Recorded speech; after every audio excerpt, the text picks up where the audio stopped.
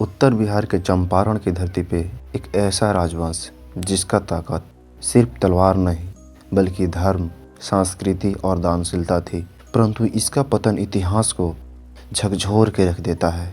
ये कहानी है बेतिया राज की।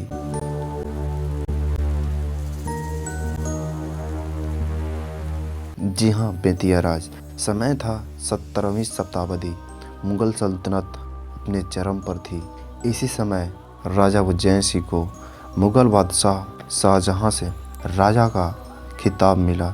राजा उज्जैन सिंह ने अपने शासन के दौरान छोटे से क्षेत्र को धीरे धीरे बड़ा किया और शाही सत्ता का नींव रखी।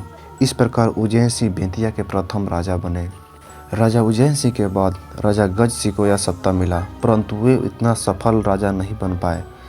सत्ता ध्रुव सिंह के हाथों में गई। इनके शासन में प्रशासनिक व्यवस्था और कृति उभर कर सामने आई। इन्होंने ही राज्य की राजधानी सुगांव से हटाकर बेतिया में स्थापित की। आनंद सिंह के बाद कई सारे राजा हुए, लेकिन उनमें से कोई सफल नहीं बन पाया। आनंद सिंह के बाद बृजकिशोर सिंह, राजेंद्र किशोर सिंह महाराजा बने। महाराजा राजेंद्र किशोर सिंह के बाद महाराजा हरेंद्र किशोर सिंह को यह सत्ता मिली। इनके शासन में बेतिया राज काफ़ी फली फूली। इनके शासन में बेतिया राज का प्रशासन देसी और यूरोपीय सत्ता के बीच संतुलन बना के चलता था। महाराजा हरेंद्र किशोर के पहली पत्नी रत्ना कुंवर के संतान न होने पर इन्होंने दूसरी शादी की। इनकी पहली पत्नी का नाम रत्ना कुंवर और दूसरी पत्नी का नाम महारानी जानकी कुंवर था, परंतु दोनों रानियों से संतान न होने के पश्चात महारानी जानकी कुंवर को सत्ता मिला।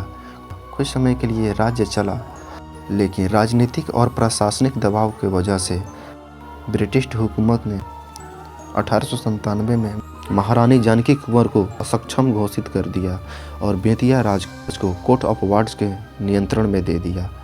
यही मोड़ था जहां बेतिया राज की ज़्यादातर ज़मीनें अंग्रेज़ों के हवाले चली गई। अंग्रेज़ों के कब्जे महारानी जानकी कुंवर का 1954 में मृत्यु हो जाने के कारण कोर्ट ऑफ वार्ड के नियंत्रण को हटाकर वित्तीय संपत्ति बिहार सरकार के अधीन चली गई।